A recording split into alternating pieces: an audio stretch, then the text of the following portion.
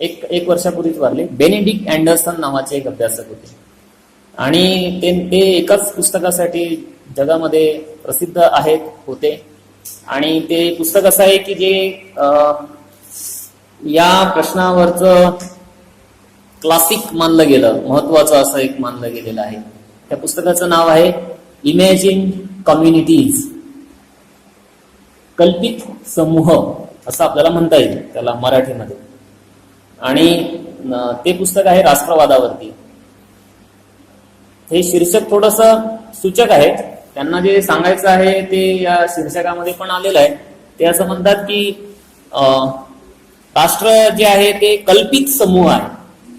आपण स्वतःला राष्ट्रीय परिभाषेमध्ये, राष्ट्रवादाच्या परिभाषेमध्ये आपण स्वतःला व्याख्यांकित करतो तेव्हा एक प्रकारचं कल्पित अशा प्रकारच्या समूहाचे आपण भाग असतो. मी भारतीय म्हणणे आणि तमिळनाडू मधल्या एका माणसाने स्वतःला भारतीय म्हणणे, काश्मीर मधल्या एका माणसाने स्वतःला भारतीय म्हणणे आणि मणिपूर मधल्या एका व्यक्तीने स्वतःला भारतीय म्हणणे, या चारही प्रदेशामधल्या चौघांच्या जीवनामध्ये तसं काही साम्य नाहीये. मी मराठी भाषिक असेल, मी पुरुष असेल, मी एका विशिष्ट धर्माचा असेल, जातीचा असेल, मी विशिष्ट प्रदेशामध्ये राहत असेल, काश्मीर मधल्या व्यक्तीला पण हे सगळं आहे की काय काय असेल वगैरे, तमिळ आणि मणिपूर मधल्या पण आहे. तर आम्ही चौघांनी सुद्धा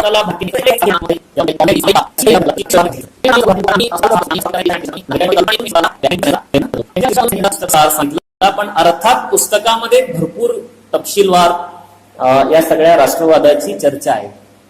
या पुस्तकाच्या शीर्षकामध्येच त्यांनी दिलेलं आहे की origin and spread of nationalism हे त्याचं सब टायटल आहे, म्हणजे त्याचं उपशीर्षक आहे की राष्ट्रवादाचा ओरिजिन कसा झाला आणि त्याचा स्प्रेड म्हणजे त्याचा विस्तार कसा झाला याची एक चर्चा केलेली आहे.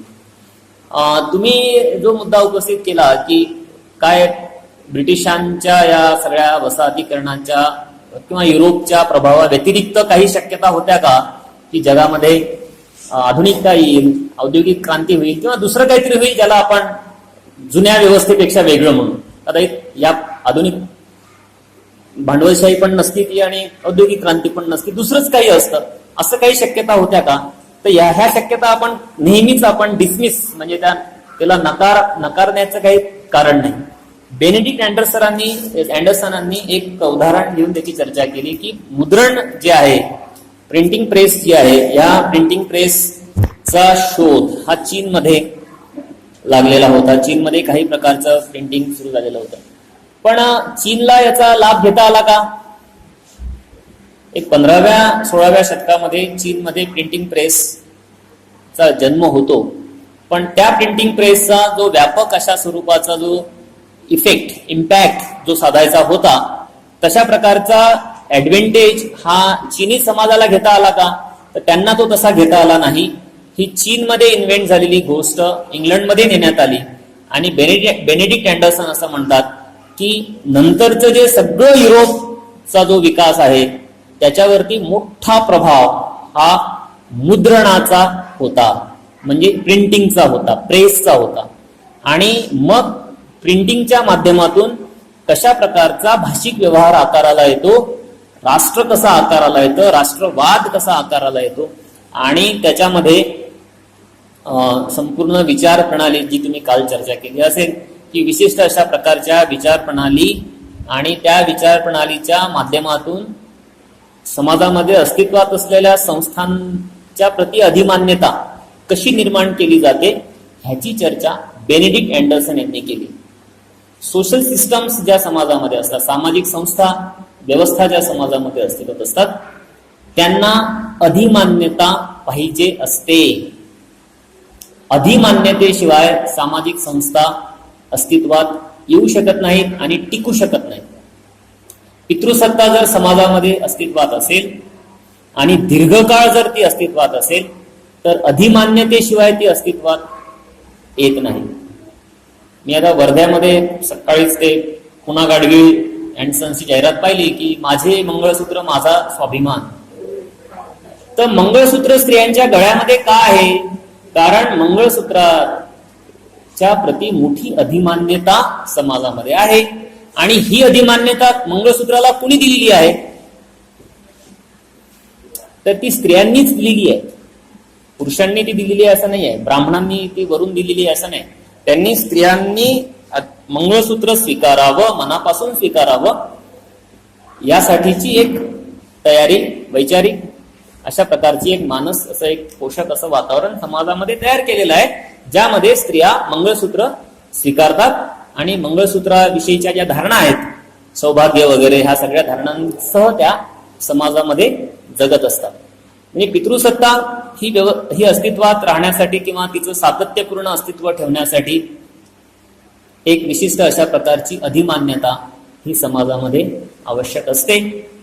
मुद्रणाने काय केलं? बेनेडिक्ट अँडरसन असं म्हणतात की मुद्रणाने ती भूमिका अदा केली की त्यांनी विशिष्ट अशा प्रकारची नॅशनॅलिटी, विशिष्ट अशा प्रकारचा राष्ट्रवाद, राष्ट्र आणि राष्ट्रवाद याच्या विषयीचा संपूर्ण विचार व्यूह, एक प्रकारचं व्यवहार विश्व, एक प्रकारचं चर्चा विश्व, एक संपूर्ण जे विश्व असतं चर्चेचं, अभ्यासाचं, व्यवहाराचं, निगोशिएशनचं, स्वतःला व्याख्यांकित करण्याचं जे संपूर्ण प्रकरण असतं विशिष्ट अशा परिभाषेमध्ये, ते मुद्रणामुळे शक्य झालं आणि मुद्रणाने त्याला आकार दिला. आणि मग प्रिंटिंग प्रेस सोबत विशिष्ट असं राष्ट्रीय साहित्य कसं येतं, न्यूजपेपर्स कसे येतात, नॅशनॅलिटीची संकल्पना कशी येते वगैरे वगैरे, हे बेनेडिक्ट अँडरसन यांनी मांडलं. आता बेनेडिक्ट अँडरसनचा जो सगळा जी मांडणी होती, ही मांडणी युरोपला धरून होती, युरोपला समोर ठेवून होती. आणि त्याचं पहिलं एक ज्याला म्हणता येईल की चिकित्सा ही भारतामध्ये पार्थ चॅटर्जी नावाच्या एका अभ्यासकाने केली. पार्थ चॅटर्जींनी असं मांडलं की राष्ट्रवाद हा कसा आकाराला येतो, ही जी बेनेडिक्ट अँडरसन यांची जी मांडणी आहे, मग ते बेनेडिक्ट अँडरसन यांनी काही प्रमाणामध्ये युरोपमध्ये जे काही घडलं होतं ते जगभर त्याचा प्रभाव कसा राहिला हे मांडण्याचा प्रयत्न केला. म्हणजे आपल्याकडे सुद्धा आपण त्या परिभाषेमध्ये थोडंसं त्या काळामध्ये विचार करायला लागलेले होते लोक. त्याला असं म्हटलं गेलं प्रिंट कॅपिटलिझम, मुद्रण भांडवलवाद असं मांडलं गेलं होतं. प्रिंट नॅशनलिझम असं सुद्धा मांडलं गेलं होतं की मुद्रण राष्ट्रवाद, की मुद्रणाची भूमिका खूप महत्वाची. आता खरं तर हे तर दाखवायला पाहिजे. माझ्याकडे त्या एका पुस्तकाच्या पूर्ण इमेजेस आहेत की ज्याच्यामध्ये भारत माता हे हिचं जे काही आत्ताचं जे रूप आहे ते तुम्ही बऱ्याच 15 ऑगस्टच्या दिवशी वगैरे इकडे पाहता. तिचं ब्रिटिश काळामध्ये ती विकसित उत्क्रांत होत गेलेलं ते रूप आहे. 19व्या शतकापासून ते मग 1947 आणि मग आतापर्यंत भारत मातेचं एक संपूर्ण विषयीच्या पेंटिंग्स, एक आर्ट ही कशी विकसित होत गेलेली होती, हे खरं तर ते व्हिज्युअल्सच्या माध्यमातून पाहण्याचा सगळा मुद्दा आहे. तर ह्याच्यामध्ये सुद्धा प्रिंट खूप काम करतं आणि प्रिंट हे विशिष्ट असं मानस घडवत होतं. आणि मग बेनेडिक्ट अँडरसनने असं सुचवलेलं होतं की याचा रेप्लिका, याचं एक नक्कल ही जगभर झालेली होती. याला पार्थ चॅटर्जींनी थोडंसं आव्हान दिलं आणि पार्थ चॅटर्जी असं म्हणाले की राष्ट्र आणि राष्ट्रवाद याच्या घडवणुकीमध्ये, म्हणजे पार्थ चॅटर्जींचं पुस्तकच राष्ट्रवादावरती आहे. नेशन अँड इट्स फ्रॅगमेंट्स नावाचं एक पुस्तक आहे त्यांचं. राष्ट्र आणि त्याचे तुकडे असं त्याला आपण मराठीत म्हणू शकतो की असं एक त्यांचं शीर्षक आहे पुस्तकाचं.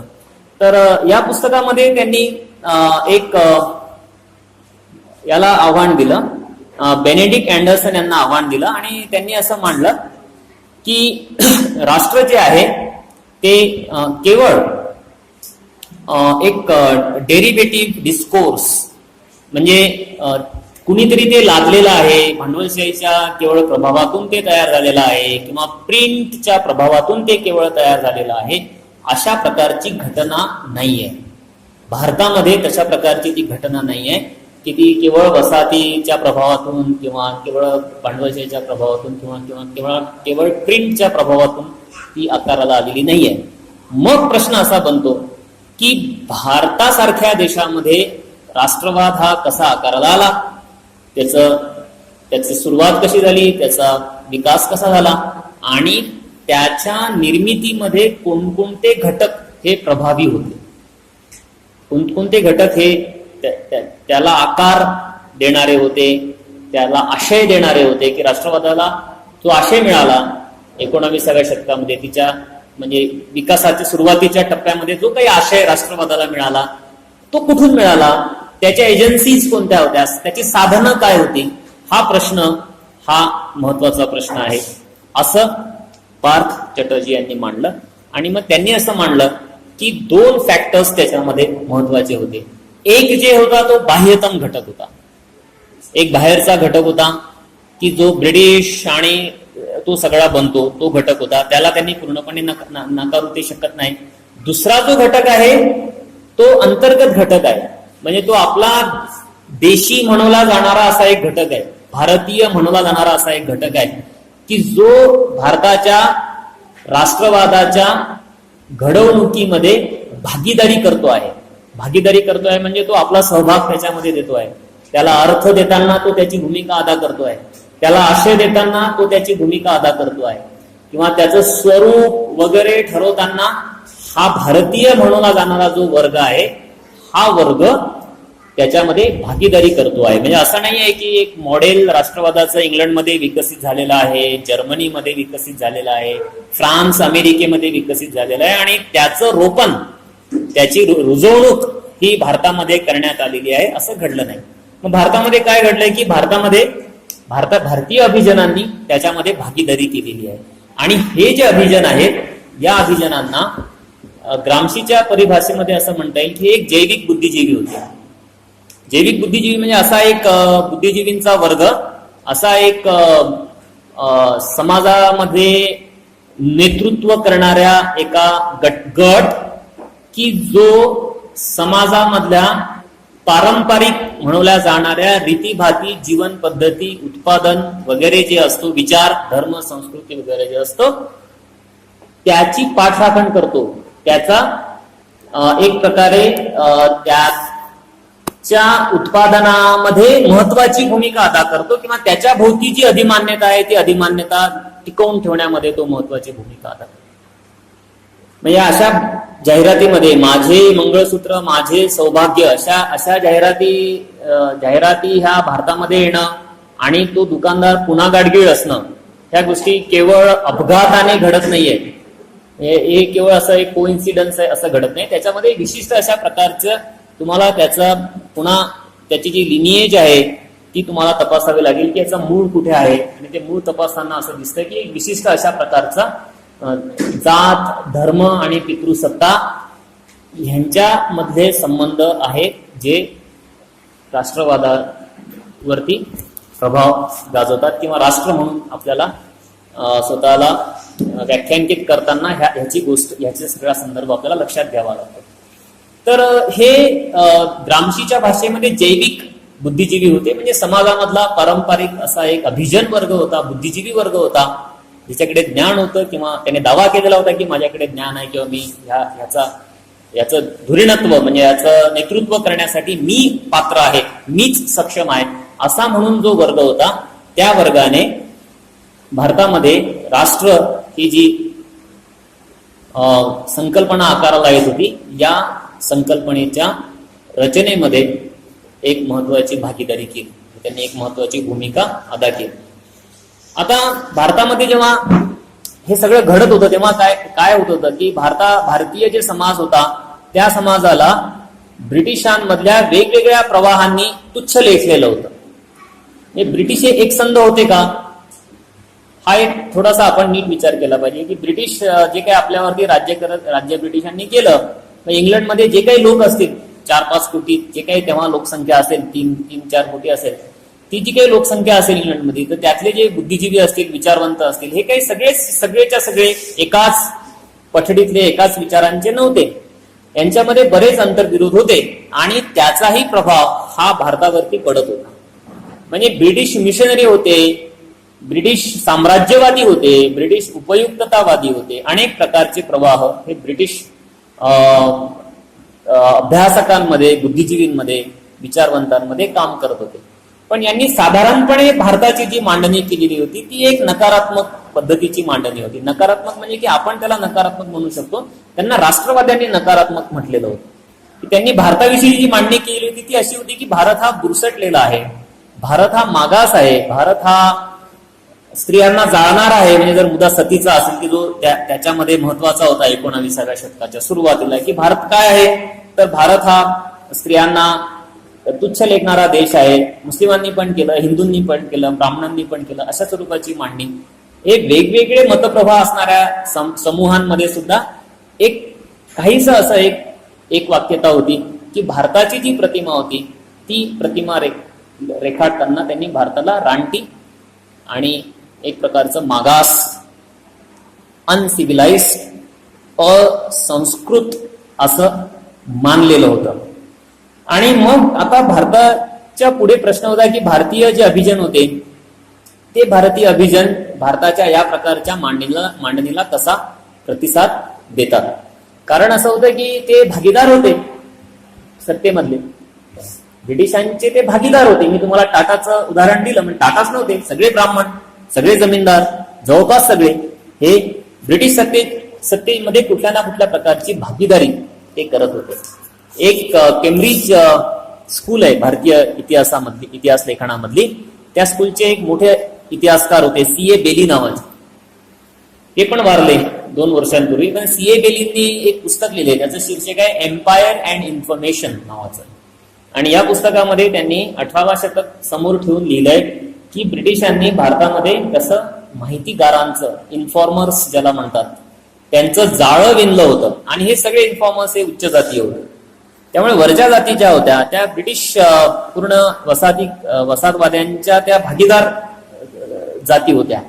आणि यांच्याविषयीचं एक निवेदन हे ब्रिटिश ओरिएंटलिस्ट लोकांनी केलेलं होतं. ब्रिटिश युरोपमधले जे एक प्राच्य विद्येचे जे अभ्यासक करणारे लोक होते त्यांनी अनेक प्रकारचे शोध लावून किंवा त्या प्रकारच्या शोधांना शोध म्हणून त्यांनी असं म्हटलेलं होतं की भारतातल्या ज्या उच्च जाती आहेत त्या आमचे बांधव आहेत. संस्कृत विषयीचा शोध, विलियम जोन्सने संस्कृत विषयीचं जे शोध म्हणजे जो संशोधन केलं, ज्याच्याविषयी लेख लिहिले आणि सांगितलं की हे एक विशिष्ट अशी एक भाषा होती जी इंडो युरोपियन भाषा होती आणि तिचं युरोप मधलं रूप हे लॅटिन होतं आणि भारतामधलं रूप जे संस्कृत होतं. आणि मग याचा आधार घेऊन नंतरचे 5-50 वर्षाचं जे सगळी जी मांडणी आहे त्याच्यामध्ये असं होतं की भारतामधल्या वरच्या जाती आणि युरोपमधले आर्य आणि किंवा तत्सम जे वंशाचे लोक आहेत, विशिष्ट जे मूळ युरोपियन जे आहेत, ते एकमेकांचे त्यांच्याशी काहीतरी संबंध आहे.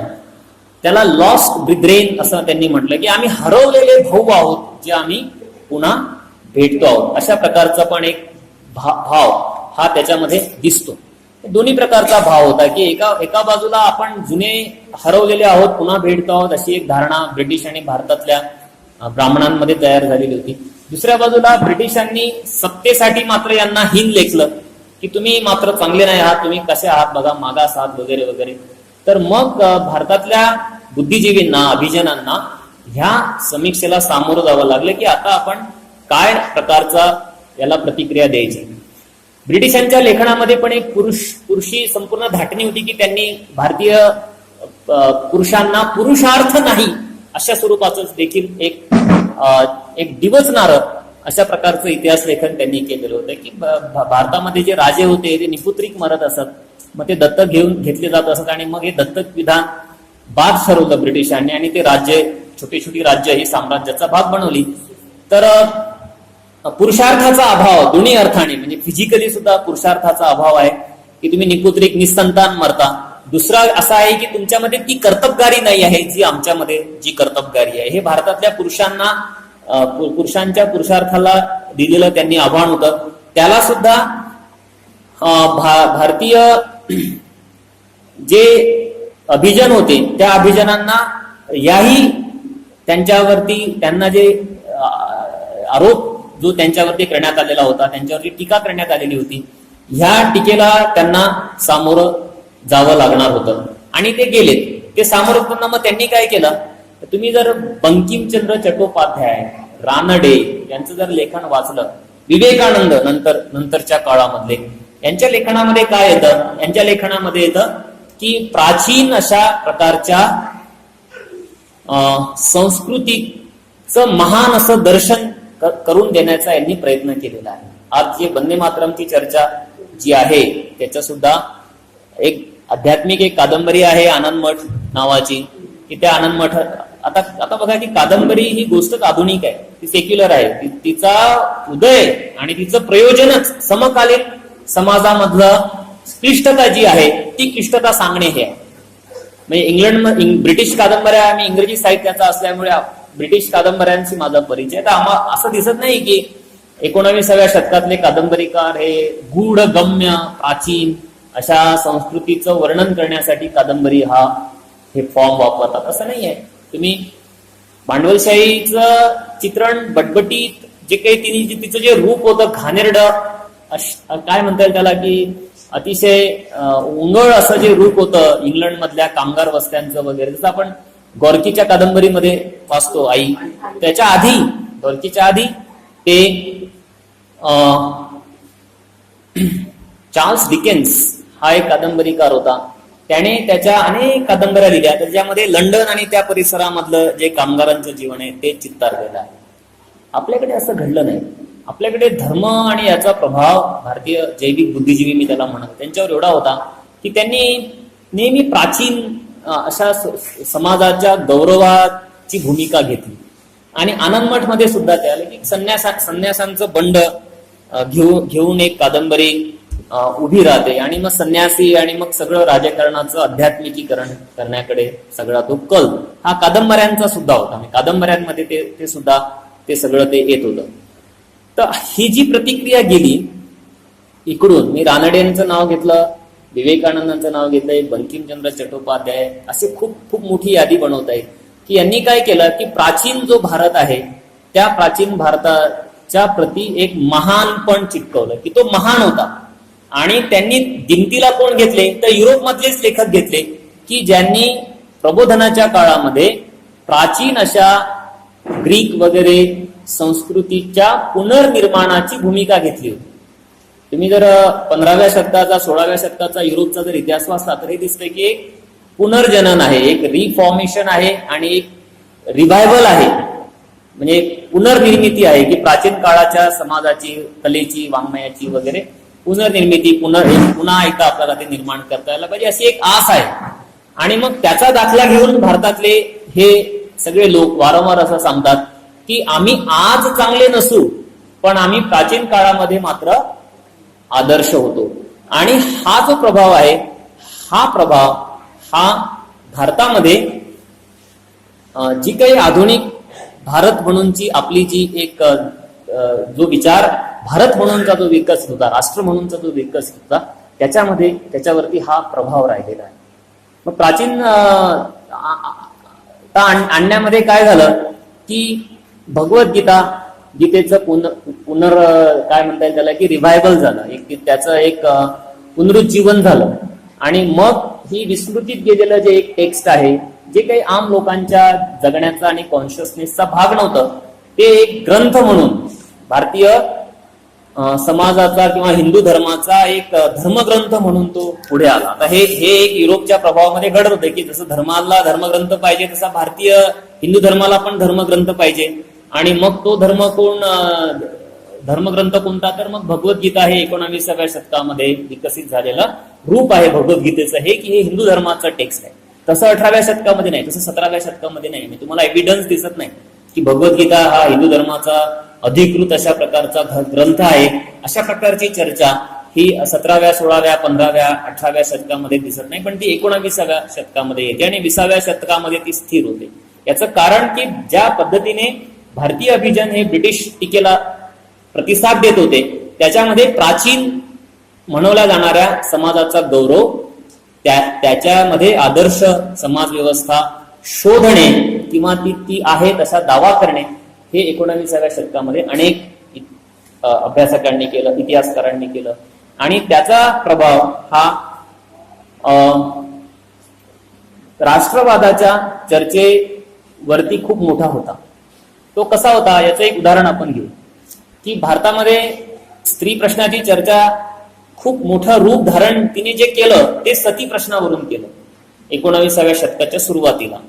आणि तोपर्यंत स्त्रियांचा प्रश्न हा राष्ट्रीय प्रश्न आहे अशी समज नाहीये. म्हणजे राजाराम मोहन रॉय यांच्या आधी स्त्री प्रश्न हा एक खूप मोठा नॅशनल क्वेश्चन आहे, तो सर्व जाती धर्माच्या स्त्रियांचा प्रश्न आहे वगैरे वगैरे अशी काही समज नव्हती. ती समज आली सतीच्या मुद्द्यावरून. आणि ब्रिटिशांनी सतीचा प्रश्न हा महत्वाचा प्रश्न का केला, हा एक प्रश्न आहे. म्हणजे आपण सगळे टेक्स्टबुक मध्ये वाचतो की सतीची चाल ब्रिटिशांनी बंद केली, बेंटिंगने केली, अशी केली तशी केली. राजाराम मोहन रॉय त्यांनी खूप मोठी चळवळ केली, सती संपली, बरं झालं, छान झालं असं आपल्याला वाटतं. पण त्याच्यामध्ये भरपूर गफलती आहेत. उदाहरणार्थ असे की सतीचा प्रश्न हा भारताचा खूप महत्वाचा प्रश्न होता का, की घरोघरी गावोगावी स्त्रिया बेधडकपणे सती जात होत्या. वर्ध्यामध्ये यावर्षी 25 स्त्रिया सती गेल्या. असं घडलं का 1820 साली? या वर्ध्यापासून एक छोटं गाव आहे कुठलं तरी XYZ नावाचं, त्या गावामध्ये मागच्या वर्षी 10 मृत्यू झाले, 8 स्त्रिया सती गेल्या, असं काही घडलेलं नव्हतं. तरी देखील सतीचा प्रश्न हा एक नॅशनल क्वेश्चन म्हणून पुढे आणला गेला. याच्या मागे खूप प्रकारचे हितसंबंध होते. एक हितसंबंध काय होता की भारतीयांवरती प्रभाव जो ब्रिटिशांना निर्माण करायचा होता, त्याच्यामध्ये भारतावरचं वर्चस्व कोणाचं होतं? ब्राह्मणांचं होतं. आणि ब्राह्मण जे जे काही करतील त्याच्या प्रभावामध्ये भारतीय होते. आणि मग या ब्राह्मणांच्या प्रभावाचा निराश करणे हे ब्रिटिश मिशनऱ्यांना आवश्यक होतं ख्रिश्चन धर्माचा प्रसार करण्यासाठी. ब्रिटिश उपयुक्ततावाद्यांना आवश्यक होतं की त्यांना असं मांडायचं होतं की प्रबोधन काळामध्ये जे ज्ञान विकसित झालेलं होतं युरोपमध्ये, त्याचा स्वीकार भारताने केला तर भारत आधुनिक होईल. म्हणून मग सतीच्या प्रश्नाची चर्चा ही उपयुक्ततावाद्यांनी सुद्धा सुरुवात केली. ब्रिटिश सत्ताधीश जे होते त्यांना असं मांडायचं होतं की तुमचे जुने जे सत्ताधारी आहेत ब्राह्मण वगैरे ते अपात्र आहेत, ते क्रूर आहेत, ते हिंसक आहेत. त्यांच्या पेक्षा आम्ही जे लोक आहोत ते अधिक सुसंस्कृत आहोत. आम्ही तुम्हाला समान न्यायाची हमी देऊ, आम्ही कायद्यासमोरची समानता आणू, आम्ही तुमच्यासाठी एक सिव्हिलायझेशनल मिशन, आम्ही एक तुमच्यासाठी सुसंस्कृतीकरणाचं अभियान राबवू की आम्ही तुम्हाला सुसंस्कृत करू. तुम्ही रानटी आहात आणि तुमचे जे हे धुरीणत्व करणारे जे लोक आहेत ब्राह्मण वगैरे हे सुद्धा रानटी आहेत. तर त्यांच्या प्रभावामधनं समाजाला काढलं तरच ब्रिटिशांच्या प्रती अधिमान्यता ही समाजामध्ये निर्माण झाली असते. म्हणून सतीचा प्रश्न महत्वाचा बनला आणि हा प्रश्न चर्चेला गेला. आता राजाराम मोहन रॉय याला कसा प्रतिसाद देतात? तर राजाराम मोहन रॉय प्रतिसाद देताना ते असा प्रतिसाद देतात की सती प्रथा ही मुळातच वाईट आहे आणि स्त्रियांच्या प्रती ती हिंसा आहे. या परिभाषेमध्ये राजाराम मोहन रॉय त्यांचा युक्तिवाद उभा करत नाही. राजाराम मोहन रॉय यांचा सगळा जो युक्तिवाद आहे तो असा आहे की सती प्रथेला हिंदू धर्मामध्ये मान्यता नाही, वैदिक धर्मामध्ये मान्यता नाही, वेदांमध्ये मान्यता नाही. आणि मग स्त्री विषयक सुधारणेला ती सुधारणा धर्मसंमत आहे का, हा प्रश्न स्त्री विषयक सुधारणेच्या मुळाशीच जखडला गेला. आणि मग ह्याचं जे ओझं आहे हे ओझं आपण घेऊन जगतो आहोत की कोणतीही सुधारणा मग ती धर्मसंमत आहे का, हा प्रश्न आपल्यासाठी आवश्यक बनतो. आता माझे मंगळसूत्र माझा स्वाभिमान या जाहिरातीमधून आपल्यासारखे लोक अस्वस्थ होतील, व्यापक समाज अस्वस्थ होणार नाही. ते त्यांना वाटेल की मंगळसूत्र ही धर्मसंमत बाब आहे, तर स्त्रियांनी ती स्वीकारलीच पाहिजे. जर ती धर्मसंमत असेल तर त्यांनी ती स्वीकारली पाहिजे. मग स्त्री सुधारणा त्याच सुधारणा शक्य बनण्याची शक्यता तयार झाली ज्या धर्मसंमत आहेत. मग सतीच्या विरोधामधला युक्तिवाद हा काय असू शकतो, हा प्रश्न त्या काळामध्ये महत्वाचा वाटला नाही. धर्माची मान्यता ही राजाराम मोहन रॉयना सुद्धा महत्वाची होती. तर ईश्वरचंद्र विद्यासागर हे दुसरे बेंगॉली एक समाज सुधारक असा म्हणूयात आपण, एक ढोबळ मानाने रॉयांना पण समाज सुधारक म्हणू आणि ईश्वरचंद्र विद्यासागरांना पण समाज सुधारक म्हणू. हे ईश्वरचंद्र विद्यासागर यांनी विधवा पुनर्विवाहासाठीची चळवळ त्या काळामध्ये राबवली. त्यांनी त्या काळामध्ये एक पुस्तिका लिहिली जी विधवा पुनर्विवाह संदर्भातली पुस्तिका होती. ही पुस्तिका सुद्धा लिहिताना मग त्यांनी आटोकाट प्रयत्न केला, एक कसरत केली सगळी. कारण मग धर्मग्रंथ वाचायचे आणि धर्मग्रंथामध्ये वाचून आपल्याला अनुकूल, आपल्या भूमिकेला अनुरूप अशी आपल्याला समर्थनार्थ ज्या रुचा आहेत धर्मग्रंथांमधल्या त्या दिमतीला घ्यायच्या आणि सांगायचं की विधवा पुनर्विवाह हा हिंदू धर्मसंमत आहे. अशा प्रकारची एक मांडणी ही ईश्वरचंद्र विद्यासागर यांना करावी लागली. आता इथे एक महत्वाचा मुद्दा आहे की हा जो काळ आहे, हा काळ हा भारताला एक देश म्हणून, राष्ट्र म्हणून एक भान देणारा काळ आहे. परत या काळामध्ये असं घडतंय की भारत राष्ट्र म्हणून विकसित होत असताना त्याला प्राचीन आर्य आदर्शत्व चिकटलेलं आहे, की सगळे लोक राजाराम मोहन राय पासून ते रानड्यांपर्यंत, ते पंडित ईश्वरचंद्र विद्यासागरांपासून ते हे विवेकानंदांपर्यंत अशी खूप मोठी फळी आहे 19व्या शतकामध्ये, की जे या ना त्या प्रकारे हे ते स्वीकारताहेत, मान्य करताहेत की भारत हा मूळतः आध्यात्मिक आहे. अध्यात्माशिवाय धर्माशिवाय भारतामध्ये आपल्याला सुधारणा पुढे नेता येत नाही, धर्माची मान्यता ही आवश्यक बनते वगैरे वगैरे. हे सगळे प्रभाव ह्या सगळ्या सुधारणावादावरती होते. आणि राष्ट्राची व्याख्या करताना सुद्धा धर्म हा प्रभावी आणि महत्वाचा बनत होता. नंतरच्या काळामध्ये विवेकानंदांच्या खालोखाल पाठोपाठ जे राष्ट्रीय स्वयंसेवक संघाची स्थापना भारतामध्ये होती, त्याच्यामध्ये नंतर गोळवलकर वगैरेंनी लिहिलं, त्यांनी सांगून टाकलं की भारत प्राचीन आहे, राष्ट्र हे प्राचीन काळामध्येच अस्तित्वात होतं. म्हणजे आपण 2 तासांपासून प्रयत्न करतो आहोत की राष्ट्र हे काय आधुनिक घटित कसं आहे हे समजून घेण्याचा प्रयत्न करतो. त्यांनी सांगून टाकलं की राष्ट्र काय आहे, प्राचीन गोष्ट आहे, आणि आमचा राष्ट्रवाद सुद्धा प्राचीन आहे. मग तो राम असेल तर तो राष्ट्रवादी, कृष्ण असेल तर राष्ट्रवादी, शिवाजी राष्ट्रवादी, मग टिळक राष्ट्रवादी, आता आम्ही राष्ट्रवादी, अशी एक संगती त्यांनी त्यांच्या लेखनामध्ये आणलेली आहे. तर हा जो मुद्दा आहे की भारताच्या राष्ट्रवादाचं अधिष्ठान धर्म बनणे आणि स्त्री सुधारण्यासाठी धर्म ही एक आवश्यक, धर्मसंमतता ही एक आवश्यक बाब बनणे, ही गोष्ट 19व्या शतकामध्ये आकाराला येत होती. आणि त्याच्यामधून मग विशिष्ट अशा प्रकारचा राष्ट्रवाद पुढे आला, आणि तो राष्ट्रवाद हा आपोआपच हा एक पितृसत्ताक राष्ट्रवाद बनला. तो पितृसत्ताक का बनला? कारण स्त्रियांच्या दडपणुकीचे, स्त्रियांच्या शोषणाचे जे संदर्भ पितृसत्तेमध्ये होते, पितृसत्ता ही त्या सगळ्या समस्यांचं जे मूळ होती, त्या पितृसत्तेचं अनालिसिस, त्याचं एक चिकित्सा आणि त्याचं विच्छेदन, त्याचं एक विशिष्ट अशा प्रकारचं समीक्षा करण्यासाठी हा राष्ट्रवाद पात्र नव्हता. हा राष्ट्रवाद का पात्र नव्हता? कारण त्याने जे आर्य एक टिपिकल ब्राह्मणी अशा स्वरूपाचं जे मॉडेल समोर ठेवलेलं होतं, त्या मॉडेलमध्ये जाती व्यवस्थेचा म्हणजे पूर्वीच्या वर्ण व्यवस्थेचा गौरव हा अनुस्यूत होता. आणि वर्ण जाती व्यवस्थेचा पुरस्कार आणि त्याचा गौरव एका बाजूला त्या राष्ट्रवादामध्ये होता, आणि दुसऱ्या बाजूला जे होता ते ती जी काही पितृसत्ताक ज्या धारणा होत्या, पितृसत्ताक ज्या संपूर्ण जी समज होती प्राचीन आणि मध्ययुगीन भारतामधली, तिचा पण गौरव प्रत्यक्ष अप्रत्यक्षपणे या सगळ्या लेखनामध्ये येत होता. तो अप्रत्यक्षपणे किंवा प्रत्यक्षपणे कसा येत होता हे आपण एक उदाहरण घेऊन बघूयात.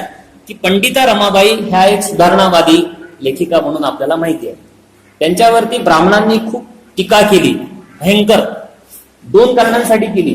पहिल्यांदा जी केली त्या संस्कृत शिकल्या म्हणून केली, आणि दुसऱ्यांदा जी केली ते ख्रिश्चन धर्म स्वीकारला म्हणून केली. पण ह्या सगळ्या धुमश्चक्रीमध्ये पंडिता रमाबाईंनी स्त्रियांसाठी नीतिमत्ता या आशयाचं एक पुस्तक लिहिलं, आणि त्या पुस्तकामध्ये सुद्धा पंडिता रमाबाईंवरती आपल्याला हा प्रभाव खूप दिसतो, पितृसत्ताक प्रभाव खूप दिसतो, की जिथे त्या पती हा स्त्रियांचा मार्गदर्शक कसा आहे, तो तुमच्या जीवनामध्ये तुमचा महत्वाचा गाईड म्हणजे मार्गदर्शकाची भूमिका कशी अदा करतो, आणि मग त्याच्या रिलेशन मध्ये पत्नीची काय कर्तव्य वगैरे बनतात ह्याची चर्चा ही पंडिता रमाबाईंनी त्या पुस्तकामध्ये केली. आता पंडिता रमाबाई कोण आहेत? ह्या एक सुधारणावादी बंडखोर अशा प्रकारच्या लेखिका आहेत, की ज्या सुरुवातीला संस्कृत शिकतात, त्यांच्या वडिलांमुळे येतात, पण नंतर त्या ख्रिश्चन धर्म स्वीकारतात, हिंदू धर्माशी झगडा उभा करून. पण त्याही लेखिकेच्या मनावरती प्राचीन आणि आर्य स्त्रीचा आणि आर्य संस्कृतीचा प्रभाव हा त्या काळामध्ये मोठा होता. हा का होता? कारण हा जो सगळा जो विचार प्रवाह होता, या विचार प्रवाहामध्ये वर्ण आणि जाती व्यवस्था नावाची संपूर्ण जी काही व्यवस्था होती, हिला जो धक्का बसत होता ब्रिटिशांच्या आगमनातून, या धक्क्यातून त्यांना स्वतःला सावरायचं होतं. त्यातून त्यांना वर्णजाती व्यवस्था ही कोलमडून पडावी अशी काही भूमिका या विचार प्रवाहाची नव्हती. म्हणजे ती रॉयांपासून ते विद्यासागरांपासून ते तुम्ही या विवेकानंदांपर्यंत विचारता की कशा प्रकारची ती काही त्यांची धारणा नव्हती की हे सगळं कोलमडून पडलं पाहिजे, वर्णजाती व्यवस्था ही कोलमडून पडली पाहिजे. म्हणजे दोन प्रकारचे प्रभाव खूप मोठे होते सुधारणावादी किंवा इतर पुनरुज्जीवनवादी चळवळीवर. एक जो होता तो की त्यांना जुनी वर्ण जाती व्यवस्था ही कोलमडून पडावी अशा प्रकारची काही भूमिका त्यांनी घेतलेली नव्हती ना, त्यांना ती मान्य नव्हती. कारण ते असण्यामध्ये त्यांचे हितसंबंध होते. ते ज्या समूहाचं प्रतिनिधित्व करत असत ते वर्ण जाती व्यवस्थेचे लाभार्थी सगळे समूह होते. म्हणजे टिळक खुतीच्या प्रश्नाच्या वेळी टिळकांनी खोतांची बाजू घेतली, सावरकरांनी खुती प्रश्नाच्या वेळी खोतांची बाजू घेतली. खोत हे मुख्यतः चित्पावन ब्राह्मण कोकणामधले जे मोठे जमीनदार बनलेले होते पेशवाई, उत्तर पेशवाईच्या काळामध्ये, आणि जमिनीचं मोठं केंद्रीकरण हे खोतांकडे झालेलं होतं. त्या टिळकांचे एक मेहुणे हे मुंबईमध्ये मोठे वकील होते, मंडलिक नावाचे. त्यांनी ते वकीलपत्रच घेतलं खोतांचं त्या काळामध्ये, आणि ते खुतीच्या बाजूने उभे राहिले. हे बाबासाहेब आंबेडकरांनी खुतीची चळवळ सुरू करण्यापूर्वीचा डिबेट आहे हा, की ज्याच्यामध्ये हे मंडलिक, सावरकर, टिळक हे राष्ट्रीय चळवळीचे नेते त्या काळामधले म्हणून घ्यायचे स्वतःला. हे खोतांचे समर्थक होते. खोती ही एक जाती व्यवस्थेचा आधार असलेली जमीनदारशाही होती कोकणामधली, आणि हे कोकणामधले टिळक आणि मंडलिक हे कोकणामधले होते. सावरकर देशस्थ इकडचे देशाकडचे होते. पण त्यांनी बाजू जी घेतलेली होती ती जाती व्यवस्थेवर उभी राहिलेली जी जमीनदारशाहीची होती. याच्यामध्ये मुख्यतः ब्राह्मण हे जमीनदार होते, आणि उरलेले सर्व जे जाती होत्या म्हणजे भंडारी असतील, आगरी असतील, कुणबी असतील, महार असतील, ह्या बहुतेक कोकणामधल्या ओबीसी आणि अस्पृश्य जाती ह्या कुळ म्हणून काम करत होत्या. तर प्रत्यक्ष व्यवहारामध्ये ह्यांचे हितसंबंध जे होते ते हितसंबंध हे वरच्या जातींच्या बाजूचे होते. त्यांनी वरच्या जातींची कड घेतलेली होती. म्हणजे त्यांनी आपलं कौल त्यांच्या बाजूने टाकलेला होता. कुणी ह्या सगळ्या राष्ट्रवादाचं प्रभाव म्हणजे धुरीणत्व करणारे, त्यांचं नेतृत्व करणारे जे सगळे जे लोक होते त्यांनी. मुस्लिम सुद्धा जे समूह होते ते याला म्हणजे अपवाद नव्हते. मुस्लिमांची सगळी जी चळवळीची जी सुरुवात होते ते सर सय्यद अहमद खान यांच्या विचारांपासून होते, यांच्या पुढाकारापासून होते. त्याच्या आधी मुस्लिम म्हणून असं भान, संघटनात्मक भान वगैरे नाहीये. 1857 साली सुद्धा ते बिलकुल नव्हतं तसं. जे होतं ते प्रादेशिक वगैरे असं होतं. पण सर सय्यद अहमद खान यांनी त्याच्यामध्ये एक महत्वाची भूमिका अदा केली, आणि सर सय्यद अहमद खान यांनी त्या काळामध्ये जो मुसलमानांमध्ये जो कॉन्शियसनेस उभा केला त्याच्यामध्ये सर सय्यद अहमद खानांचं एक महत्वाची भूमिका आहे. अलीगड मुस्लिम युनिव्हर्सिटीची स्थापना करण्यामध्ये त्यांची भूमिका होती. नंतर अनेक संघटनात्मक काम त्यांनी केलं.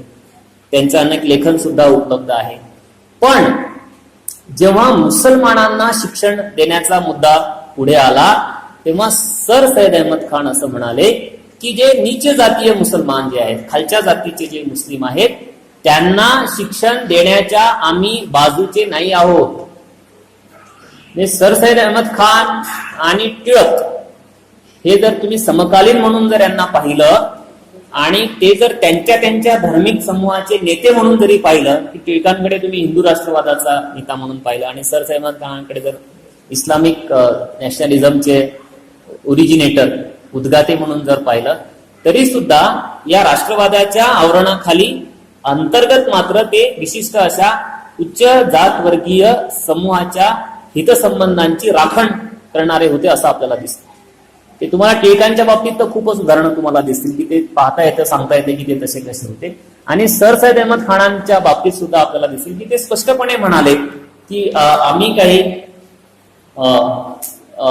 खालच्या जातीच्या मुस्लिमांच्या हाताखाली वरच्या वर्गाच्या मुस्लिमांनी काम करावं या भूमिकेचे नाही आहोत हे त्यांनी ब्रिटिशांना सांगितलं. आणि त्यांनी सांगितलं की आम्ही मुसलमानांमधल्या सुधारणांच्या बाजूने आहोत, पण ह्या सुधारणा खालच्या जातीच्या मुसलमानांसाठी असाव्यात या मताच्या आम्ही नाही. टिळक आणि सर सय्यद अहमद खान हे वेगवेगळ्या धर्म आणि राष्ट्रवादाच्या बुरख्याखाली मात्र अंतस्थ मात्र ते विशिष्ट अशा प्रकारच्या प्रभुत्वशाली वर्गाच्या प्रतिनिधित्वाचं राजकारण करताना आपल्याला दिसतं.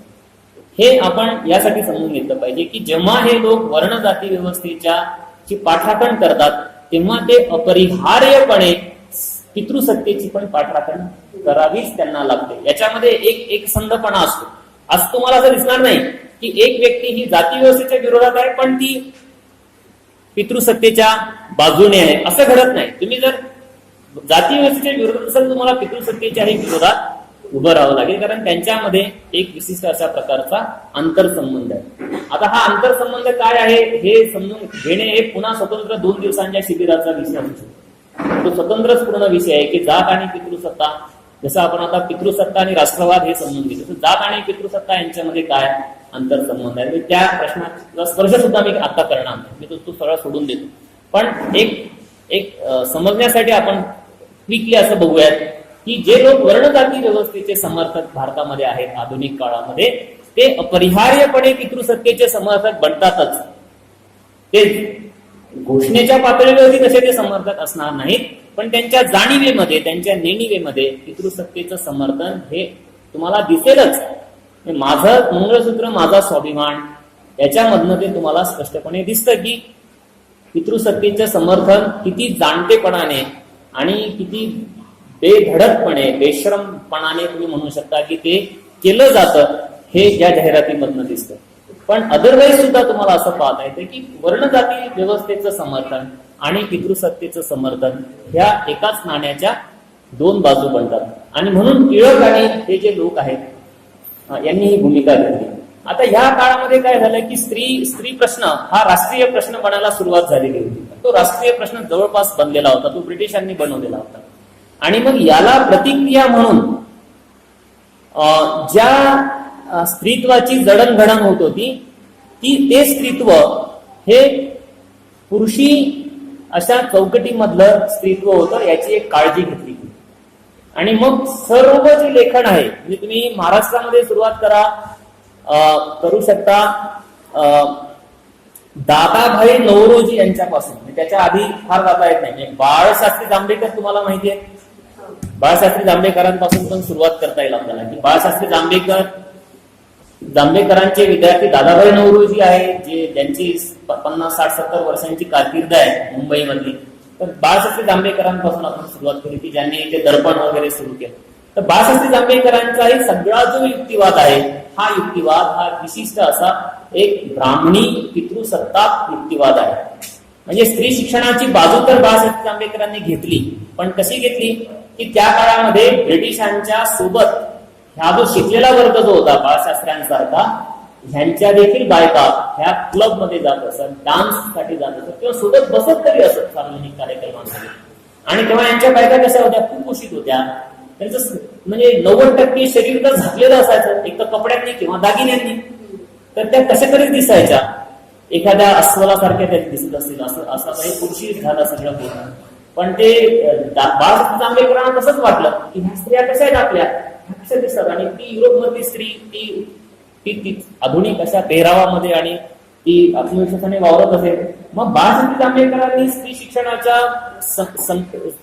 शिक्षणाच्या साठीचा जो युक्तिवाद केला, त्याच्यामध्ये त्या असं म्हणाले की आमच्या स्त्रिया म्हणजे हंसिनी शेजारे जणू काही बकिनी.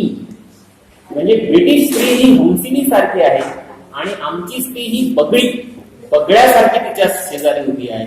मग ही स्त्री कशी झाली पाहिजे, तर ती ब्रिटिश स्त्री सारखी ती दिसली पाहिजे. हंसा शेजारी जशी हंसिनी तशी ती आमची स्त्री दिसली पाहिजे. आणि यासाठी मग स्त्रियांचं शिक्षण हे खुलं जातं.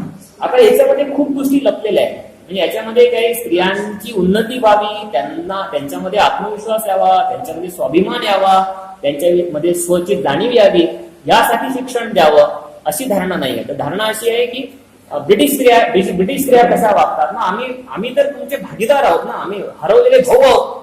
तर आम्हाला तुमच्याशी जी भागीदारी करायची असते त्यामध्ये आमच्या स्त्रिया मात्र न शिकलेल्या, मागास, त्यांची पेहराव, त्यांचं सगळं वर्तन त्या म्हणजे काय भुजलेल्या अशा काय म्हणतात लाजाळू वगैरे अशा प्रकारच्या स्त्रिया असतील. आणि म्हणून मग नव्या स्त्रीची जी चर्चा सुरू होते, ती चर्चा ही स्त्रियांच्या या प्राचीन जी भूमिका आहे पितृसत्ताक रचनेमध्ये जी स्त्री आहे तिला न सोडता तीच तिची चर्चा सुरू होते आणि हे वारंवार मांडलं गेलं. मग या सगळ्यांनी ब्रिटिशांना सांगितलं की स्त्री सुधारणेचा जो प्रांत आहे हा प्रांत हा मात्र आमचा अंतर्गत प्रांत आहे.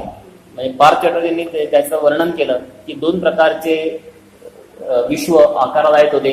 एक जे विश्व होतं ते सार्वजनिक विश्व होतं आणि एक जे विश्व होतं ते खाजगी विश्व होतं. आणि मग स्त्रियांचा जो प्रश्न होता तो प्रश्न हा खाजगी विश्वाचा भाग आहे असं मांडण्याचा आटोकाट प्रयत्न या राष्ट्रवाद्यांनी केला. का केला?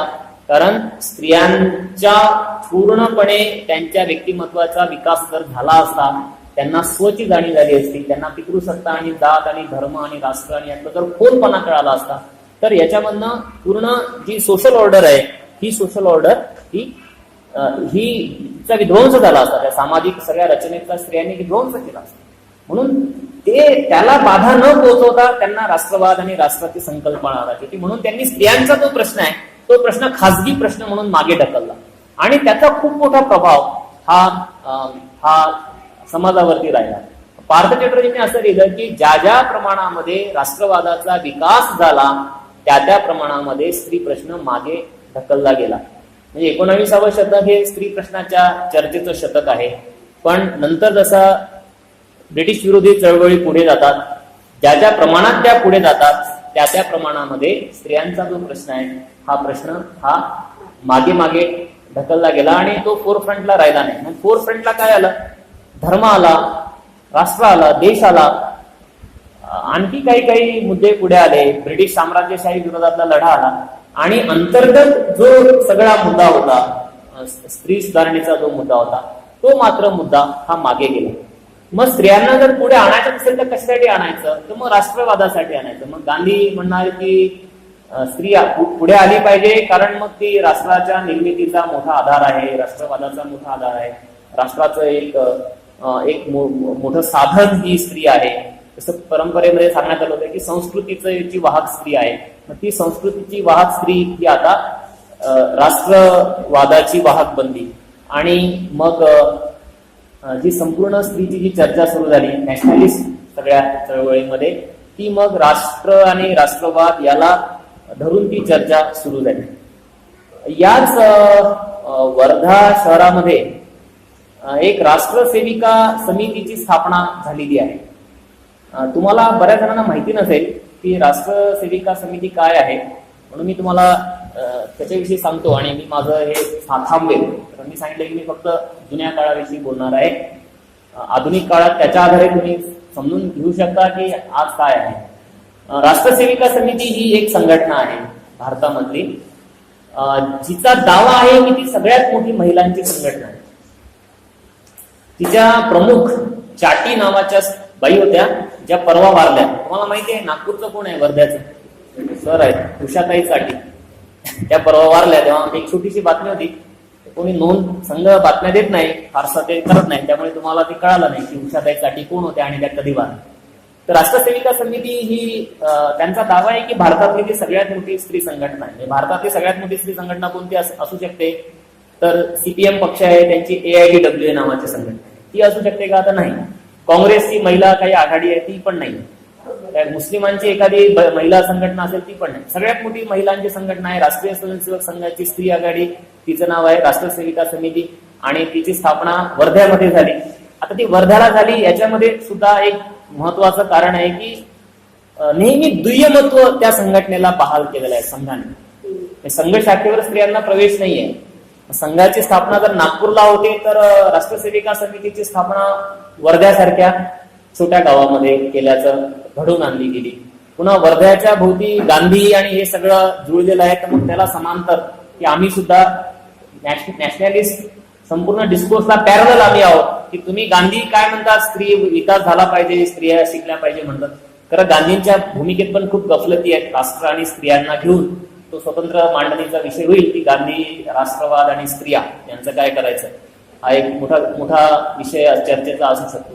पण जे काही सोकॉल्ड जे काही नॅशनलिस्ट मेनस्ट्रीम लेजिटिमाइज जो डिस्कोर्स आहे, अधिमान्य असा जो विचार आहे राष्ट्रवादाचा गांधींना घेऊन, त्याला पर्याय आमचं पण काम सुरू होतं असं संघाला दाखवायचं. म्हणून त्यांनी वर्ध्यामध्ये स्थापना केली आणि छोट्या गावामध्ये, नागपूरला संघ स्थापन असेल तर वर्ध्याला राष्ट्रसेविका समिती. नागपूर पासून फार लांब पण नाही, चेन्नईत नाही, कारण ती प्रॉक्सिमिटी पण महत्वाची आहे की आम्हीच आमच्या पुढाकारातून आणि आमच्या दातृत्वातून राष्ट्रसेविका समिती ही स्थापन होते. आणि या राष्ट्रसेविका समितीचं फक्त मी तुम्हाला एक उदाहरण सांगेन आणि पुढे जाईल की राष्ट्रसेविका समितीची जी स्थापना झाली 2005 मध्ये त्यांनी एक मोठं अधिवेशन घेतलं नागपूरमध्ये. त्या अधिवेशनामध्ये 5,000 कार्यकर्त्या ह्या एकत्र जमल्या होत्या. तिथे संघाचं पथसंचलनाची सुरुवात होते रेशीमबाग मध्ये, ज्या ग्राउंडवरती. ते 5,000 सेविकांचं संमेलन ते होतं. लक्षात घ्या की भारतातल्या कोणत्याही संघटनेकडे 5,000 समर्पित कार्यकर्त्यांचं कॉन्फरन्स घेण्याचं बळ नाही आहे. सगळे डावे, सेक्युलर, समाजवादी, जुने नवे सगळे एकत्र आले तरी ते 5,000 समर्पित कार्यकर्त्यांचं कॉन्फरन्स भारतामध्ये घेऊ शकत नाही. त्यामुळे राष्ट्रसेविका समितीला तुम्ही दुर्लक्षित करू शकत नाही जर तुम्हाला राष्ट्रवाद आणि पितृसत्तेचं जर राजकारण समजून घ्यायचं असेल तर. आणि हे 2005 मध्ये या उषाताई चाटींच्याच काळामध्ये त्यांनी ते 5,000 सेविकांची कॉन्फरन्स घेतली आणि सांगितले की हे आमचं संघटन भारतातलं सगळ्यात मोठं स्त्रियांचं संघटन आहे. आता प्रश्न असा आहे की या राष्ट्रसेविका समितीची स्थापना कशी झाली. ही स्थापना ही उषाताई चाटींनी केली नाही. ही स्थापना उषाताई चाटींच्या आधी म्हणजे हेडगेवार जिवंत असताना त्यांच्या मृत्यूपूर्वी आणि राष्ट्रीय स्वयंसेवक संघाची स्थापना 25 साली झाली. तर त्याच्या बरोबर 11 वर्षांनी 36 मध्ये 1936. आता हे पण महत्वाचं आहे की गांधीजी वर्ध्यामध्ये स्थित आहेत त्या काळामध्ये आणि ते राजकारण करतायत. संघ त्यांना पाहतोय 25 सालापासून, गांधी स्थापनेपासून. त्यामुळे वर्धा गांधींनी निवडणे, काय म्हणून निवडणे, कर्म म्हणजे त्यांनी कर्मभूमी नाही म्हणणं, एक प्रकार त्यांनी सेवाग्रामची संपूर्ण रचना उभी केली. त्यांच्या जाणीवपूर्वक त्यांनी वर्ध्याची निवड केली होती आणि वर्ध्यामध्ये त्यांचं मोठं दीर्घकाळ वास्तव्य होतं. तर राष्ट्रसेविका समितीची पण स्थापना या काळामध्ये त्यांनी घडवून म्हणजे त्यांनी स्थापन केली असं आपण म्हणू शकतो. आता ह्या आत्मकथेमध्ये या राष्ट्रसेविका समितीच्या ज्या स्थापक आहेत त्यांचं नाव मावशी केळकर, त्यांची आत्मकथा प्रसिद्ध आहे, तुम्ही ती वाचू शकता. या आत्मकथेमध्ये त्यांनी सेविका समिती स्थापना आम्ही का केली याचं एक विश्लेषण दिलेलं आहे. ते विश्लेषण असं आहे की नागपूर शहरामध्ये हिंदू स्त्रियांचे लैंगिक शोषण मुस्लिम पुरुष करीत असत. आता नीट आहे का, मी माझ्या लेखामधलं वाचून दाखवतो. माझ्या म्हणजे काही सुप्रियाचा अभ्यास आहे, सुप्रिया गायकवाड यांचा, राष्ट्रसेविका समितीचा, त्याच्या आधारे मी थोडं त्याच्यामध्ये लिहिलं. राष्ट्रसेविका समितीची स्थापना का होते हे आपल्याला समजून घ्यायचं आहे. त्यांच्या भाषेमध्ये त्या केळकर त्या असं म्हणतात की नागपूर शहरामध्ये हिंदू स्त्रियांचे लैंगिक शोषण मुस्लिम पुरुष करीत असत. आता प्रत्येक शब्दाकडे तुम्ही बारकाईने लक्ष द्या, कारण आता स्त्रियांचं शोषण कोण करतं. आता याच्या खूप तपशिलात मी जाणार नाही. म्हणजे भाऊ करतो ना, बाप करतो बलात्कार मुलीवर. पाहता की नाही न्यूजपेपर वगैरे, पोलीस टाइम्स वाचला पाहिजे. पोलीस टाइम्स तो जरा घाणेरडा पेपर आहे. क्राईम अँड सेक्स फॉर्म्युला घेऊन तो चालतो. त्याच्यामध्ये तुम्ही वाचून मला पॅट्रियार्की कळते की पॅट्रियार्की काय गोष्ट आहे. दर अंकामध्ये एक ऑनर किलिंगची गोष्ट ते अतिरंजित करून लिहितात, पण तुम्हाला तपशील मिळतात त्याच्यामध्ये की कुठे घटना घडली, का घडली, आणि त्यात क्रौर्य काय आहे, आणि ऑनर नावाची गोष्ट काय, किलिंग नावाची गोष्ट काय, सगळ्या गोष्टी त्याच्या बटबटीत रूपासह कळतात. घरामध्येच हिंसा आहे, स्त्रियांवरची हिंसा घरामध्येच आहे. हे तर खूप चांगल्या भाषेमध्ये इकडे युरोपमध्ये इब्सेन नावाच्या नाटककाराने सांगितलं. त्याने जेव्हा नाटक लिहिलं होतं ना अ डॉल्स हाऊस, तेव्हा त्याच्यावर खूप टीका झाली, कारण डॉल्स हाऊसची नायिका घर सोडून निघून जाते. इब्सेनचे टीकाकार म्हणाले की बाई घराच्या बाहेर सुरक्षित नाही. आता हा तिढा आहे, घर आणि घराच्या बाहेर, प्रायव्हेट आणि पब्लिक, खाजगी आणि सार्वजनिक. म्हणजे स्त्रिया घरामध्ये काय, सगळ्या स्त्रिया घरामध्ये काय, हा प्रश्न तुम्ही जर नीट विचार केला ना, तुम्हाला राष्ट्रवाद सगळ्यांची उत्तरं मिळतात. स्त्रिया घरात काय, तर असं म्हटलं जातं की त्या बाहेर असुरक्षित आहेत. आणि मग त्याच्या मागे धारणा अशी आहे की स्त्रिया घरामध्ये सुरक्षित, याच्यावर खूप गजहब झालेला आहे जगामध्ये, युरोपमध्ये. तिकडे इप्सेने नाटक लिहिलं डॉल्स हाऊस, त्यावर इतकी टीका झाली, त्याला ढाकलून दिलं देशातून. एक नाटक लिहिल्याबद्दल एखाद्या लेखकावर काय यावं वाईट दिवस, हे इप्सेन तुम्हाला कळतं. इप्सेनने दुसरं नाटक लिहिलं, त्याच्यामध्ये नाटक लिहून त्याने त्याच्या टीकाकारांना उत्तरले की जर त्या घराच्या बाहेर असुरक्षित आहे तर त्या घरामध्ये सुद्धा असुरक्षित आहे, हे त्याने नाटकातून त्याने सांगितलं. आणि हा मुद्दा अभ्यासाचा आपला असला पाहिजे की हे काय आहे की पब्लिक स्पिअर हे स्त्रियांसाठी योग्य का मानलं जात नाही. म्हणजे रस्ते स्त्रियांसाठी, मी काय म्हणता येईल त्याला, की ते रस्ते नावाचा पब्लिक स्पेस हा पुरुषच का ऑक्युपाय करतात. स्त्रियांना रस्त्यावरून चालताना असुरक्षित वाटतं. त्यांची तुम्ही मुवमेंट बघा, त्या कुठून चालतात, त्यांची चाल बघा, त्यांचं स्पीड बघा, त्यांची भीती बघा, त्यांच्याशी बोला, त्या सांगतील की रस्ता हा माझ्यासाठी सुरक्षित आहे. टाटा इन्स्टिट्यूट मध्ये एक शिल्पा फडके नावाचा एक अभ्यासक आहे, त्यांनी एक पुस्तक दिलं वाय लॉइटर नावाचं. ते अभ्यास होता की पब्लिक स्पेस मध्ये स्त्रियांचा वावर का नाही आहे. त्यांचं एक रॅडिकल एक हे असं आहे, उत्तर असं आहे, स्त्रियांना जर मुक्त व्हायचं असेल तर तुम्ही पब्लिक स्पेस क्लेम करा. रेल्वे स्टेशन, फुटपाथ, पानटपरीवरती जाऊन सिगरेट ओढणे काय वाईट आहे. जर ते वाईट आहे तर ते पुरुषांसाठी पण वाईट आहे, पण ते केवळ स्त्रियांनी करायचं नाही आणि पुरुषांनी मात्र उजळ माथ्याने करायची गोष्ट आहे असं नाहीये. ते मग सगळा जो पब्लिक स्पेस आहे हा पुरुषांचा विशेषाधिकार बनून राहतो. मग रेल्वे स्टेशनला रात्री 2 वाजता पुरुष सहजपणे फिरू शकतात. एक पुरुष सहजपणे वर्ध्याच्या रस्त्यावरून रात्री 12 वाजता मजेमध्ये गाणं म्हणत फिरू शकतो, पण एक विवाहित स्त्री रात्री 12 वाजता वर्ध्याच्या रस्त्यावरून फिरू शकत नाही. हे त्याचं उत्तर काय आहे.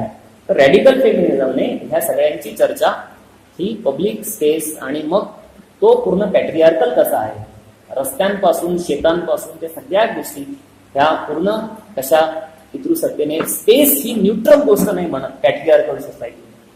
कुठलाही अवकाश हा असा निरपेक्ष, असा मूल्य निरपेक्ष, लिंग निरपेक्ष अवकाश बनत नाही. क्लासरूमची रचना ही पूर्ण स्त्री आणि पुरुष यांना सेग्रिगेट करणारी, पुरुषांना विशेषाधिकार बहाल करणारी, क्लासरूम मध्ये शिक्षकाचं जे बिहेवियर असतं मुला मुलींच्या प्रती हे पूर्ण, आणि शिक्षिकेचं सुद्धा. शिक्षक म्हणजे पुरुष शिक्षक नाही तर पुन्हा विचार प्रणालीचा मुद्दा आहे की तो तुमच्या कॉन्शियसनेसचा मुद्दा. हे सगळं आपण पाहतो आहोत. पण केळकर मावशी म्हणतात, त्यांना वंदनीय मावशी असं म्हणतात. तुम्ही वर्णन बघा, ते सगळे संघाचे वर्णन बघा ते कसे. तर त्या असं लिहितात की हिंदू स्त्रियांचे लैंगिक शोषण मुस्लिम पुरुष करीत असत. रचली गेलेली कथा अशी आहे की नागपूर शहरातील संत्र्याचा मोठा व्यापार त्या काळी काही मुसलमान व्यापाऱ्यांच्या हातात होता. आता व्हेरीफाय केलं पाहिजे, तुम्ही प्रोजेक्ट घ्या छोटे छोटे. खरोखर नागपूरचा संत्र्याचा व्यापार मुस्लिम व्यापाऱ्यांच्या हातात होता का 1920 साली? आजही नाही. व्यापार नाही, ते विकतात रस्त्यावर. मोंढा म्हणतात विदर्भात. मोंढ्यातले व्यापारी मुस्लिम नाहीये. माझं गाव विदर्भात आहे, मला माहिती आहे की व्यापारी कोण आहेत विदर्भामध्ये. सगळा विदर्भ 19व्या शतकामध्ये मारवाड्यांनी ताब्यात घेतलेला विदर्भ. याची संपूर्ण इकॉनॉमी हे जे राजस्थान आणि गुजरात मधले जे व्यापारी आहेत यांनी कापूस, विशेषतः जेव्हा नगदी पीक बंद वसाहती काळामध्ये, तेव्हा उत्तर भारतातनं व्यापारी इथे आले. कापसाने त्यांना बोलवलं, निमंत्रण दिलं, या. ते आले आणि त्यांनी इथला ट्रेड हा ताब्यात घेतला. पण स्वधर्मीय स्वजातीय व्यापाऱ्यांना दोषमुक्त करणे हे एक काम मावशींनी केलं आणि त्याच्या जागी एक भ्रामक शत्रूचं रोपण केलं. मुस्लिम व्यापारी होते असं सांगितलं. एक एक शब्द वाक्य नीट पाहिलं पाहिजे. त्यांच्याकडून गरीब महार स्त्रिया चिल्लर विक्रीसाठी संत्री घेऊन जा. दिवसभर विक्री करून आलेल्या पैशातून आलेले कमिशन काढून उरलेली रक्कम त्या स्त्रिया त्या व्यापाऱ्यांना देत. अनेक वेळा कमाई अपुरी असल्यामुळे ह्या स्त्रिया व्यापाऱ्यांकडून अधिकचे पैसे व्याजाने घेत. परंतु रोजच्या कमाईतून हे पैसे फेडणे क्वचितच शक्य होईल. पैसे व्याजाने देताना व्यापारी आपला खरा हेतू पुढे करीत. पैसे देताना अशा अडलेल्या स्त्रियांकडे पैशाच्या मोबदल्यात त्यांच्या तरुण मुलींची मागणी करीत. नाडल्या गेलेल्या स्त्रियांना व्यापाऱ्यांच्या मागणीला होकार देण्याशिवाय गत्यंतर नसे, स्त्रियांची ही लैंगिक शोषणातून मुक्तता करण्यासाठी हिंदू पुरुष अपुरे पडत होते. आता एक कबुली आहे किंवा आमचे जे पुरुष आहेत ते, नाहीतर मग स्त्री संघटनेचं प्रयोजनच बनणार नाही. जर तुम्ही जर मनुस्मृतीसारखं म्हटलात की तुमचा बाप आणि तुमचा नवरा तुमची काळजी घेईल, पंडित रमाबाई पण म्हणतात की बाप नवरा भाऊ काळजी घेतो. केळकर जर असं म्हणाले की RSS will take care of that, की तुम्ही काही करू नका पुरुष तुमचे, तर मग स्त्रियांच्या संघटनेचं कारण म्हणत नाही. पण मग त्या म्हणाले की हिंदू पुरुष जे आहेत ते अपुरे पडत होते. हे त्यांनी त्यांच्या पुस्तकांमध्ये वगैरे हे लिहिले. आता याचे 3 अर्थ, किमान 3, जास्त पण होते, किमान 3 अर्थ प्रतिपादतात. एक, कनिष्ठ जातीय स्त्रियांचे लैंगिक शोषण हे उच्च जातीय पुरुष करीत नसून ते परधर्मीय पुरुष करतात. हे केळकर मावशी सांगतायत. आता इथे उदाहरणासाठी कनिष्ठ जातीय स्त्रियांच्या लैंगिक शोषणाचा उल्लेख आहे, उच्च जातीय स्त्रियांच्या लैंगिक शोषणाचा नाही. कारण उदाहरण जरी काल्पनिक असले तरी उच्च जातीय स्त्रीची लैंगिकता ही मुस्लिम पुरुषांना उपलब्ध होते. हे उच्च जातीय स्त्रियांना आणि पुरुषांना कल्पनेत देखील सह्य नाही. म्हणजे असं उदाहरण केळकर मावशींनी घेतलेलं नाही की ब्राह्मण, मराठा वगैरे व्यापारी स्त्रिया, राजस्थानी, मारवाडी, गुजराती स्त्रिया ह्या मुस्लिम व्यापाऱ्यांकडे जात, आणि असं नाही घेतलेलं त्यांनी उदाहरण. कारण ते कल्पनेत सुद्धा त्यांना खालच्या जातीच्या पुरुषाच्या अधीन वरच्या जातीच्या स्त्रीची लैंगिकता आहे असं ते येत नाही. मग ते काय येतं तर ते कनिष्ठ जातीय. असे उदाहरण कनिष्ठ जातीय स्त्रियांच्या लैंगिक शोषणाबाबतच्या खलत्वाचे रोपण हे परधर्मीय पुरुषावर करण्याचे राजकीय कार्य साध्य करते. म्हणजे की खालच्या जातीच्या स्त्रियांचं शोषण कोण करतं? फुले काय उत्तर देतात? वाचा फुल्यांचं वाङ्मयामध्ये तुम्हाला उत्तर मिळेल नाही. असं बाबासाहेब आंबेडकर काय देतात? वास्तवात तुम्हाला काय दिसलं की खालच्या स्त्रीची लैंगिकता ही कोणाला उपलब्ध आहे? वरच्या जातीच्या पुरुषांना उपलब्ध आहे. तुम्ही ते संपूर्ण संस्कृत वाङ्मय आणि वेगवेगळे जर रिच्युअल्स जरी पाहिले वेगवेगळ्या समाजामधले, तरी ते दिसतं की खालच्या जातीच्या स्त्रिया ह्या नेहमी वरच्या जातीच्या पुरुषांना उपलब्ध होत्या. म्हणून आता पार्थ चटर्जींची जी मांडणी आहे पब्लिक आणि प्रायव्हेट स्पिअर विषयीची, ही काही लोकांनी आव्हान दिलं त्याला. ते असं म्हणतात की बहुजन स्त्रिया ह्या एकाच वेळी प्रायव्हेट स्पिअर मध्ये पण काम करत होत्या आणि पब्लिक स्पिअर मध्ये सुद्धा काम करत होत्या 19व्या शतकामध्ये. म्हणजे सावित्रीबाई फुले घरात पण आहेत आणि बाहेर पण आहेत. सावित्रीबाई अशा अनेक स्त्रिया ज्या उत्पादनामध्ये भागीदारी करतायत, त्या घरात पण आहेत आणि त्या बाहेर पण आहेत. आणि म्हणून देखील त्यांच्यावरती फार मोठी लैंगिक बंधनं ब्राह्मणी पितृसत्तेने घातलेली नव्हती. सर्वच्या सर्व स्त्रियांना सती, सर्वच्या सर्व स्त्रिया पडद्यामध्ये, सर्वच्या सर्व स्त्रिया बंदिस्त गोशामध्ये असं नव्हतं. कारण त्यांचे श्रम जाती व्यवस्थेला हवे होते. म्हणून त्यांच्या बंधनांमध्ये एक प्रकारची सूट देण्यात आलेली होती. So that they become available for labour. त्या श्रमासाठी ते उपलब्ध होते. तर हे जे कनिष्ठ जातीय स्त्रियांच्या शोषणाची जी जात पितृसत्ताक रचना जी आहे ती उलटी करायची, भ्रामक शत्रू उभा करायचा. जो शत्रू हा खालच्या जातीच्या स्त्रियांना शत्रू वाटेल. राष्ट्रसेविका समिती किंवा संघ स्प्रेड कधी होईल? ब्राह्मण स्त्रियांचे मुस्लिमांनी अनादर केला असं सांगून नाही होणार. त्यांना सांगायला लागेल की बघा दलित स्त्रिया आहे, ओबीसी स्त्रिया वगैरे खालच्या जातीच्या ज्या स्त्रिया आहेत त्यांचे शत्रू कोण आहेत? ब्राह्मण नाही आहेत तर कोण आहेत? मुस्लिम आहेत. आणि मुस्लिमांमधले कोण आहेत? मुस्लिम पुरुष आहेत. हे एक सांगितलं. दुसरं असं आहे की अस्पृश्य स्त्रियांच्या तारणहार ह्या कनिष्ठ जातीयांच्या मुक्ती चळवळीत नसून उच्च जातीय स्त्रिया आहेत हे देखील त्यातून ठसविलं जातं. तर राष्ट्रसेविका समितीमध्ये मग ज्या स्त्रिया येतील, आता बहुजन स्त्रिया पण भरपूर खालच्या पातळीवरती काम करतात तालुक्यांना. विदर्भामध्ये त्यांचं नेटवर्क जरा बऱ्यापैकी आहे.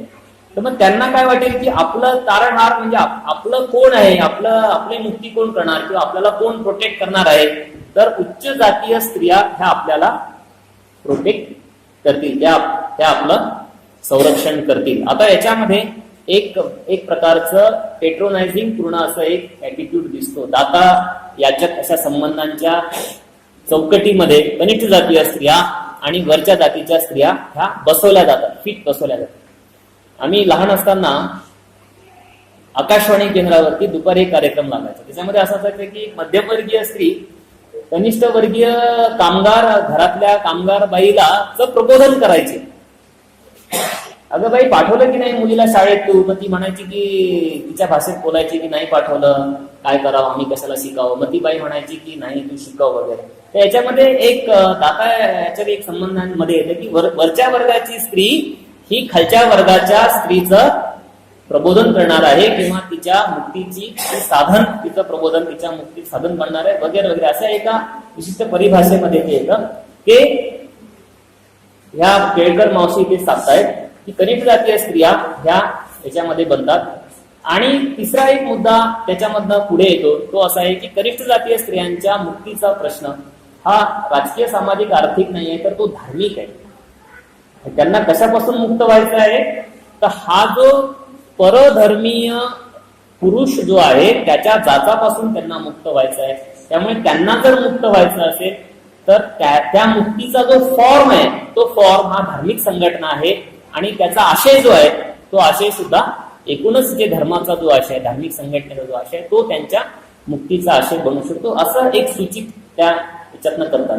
त्यांनी नंतर त्याच्यामध्ये असं लिहिलं त्या पुस्तकामध्ये केळकरांनी की मग हे आम्ही बघितलं आणि मग आम्ही हेडगेवारांकडे गेलो. त्यांना म्हटलं की आम्ही काय करावं. हेडगेवार म्हणाले की तुम्ही संघ असताना तुम्ही स्वतंत्र चळवळीची गरज नाही, पण तुम्हाला जर असं वाटत असेल की असं घडले तर तुम्ही स्वतंत्र संघटना स्थापन करू शकता.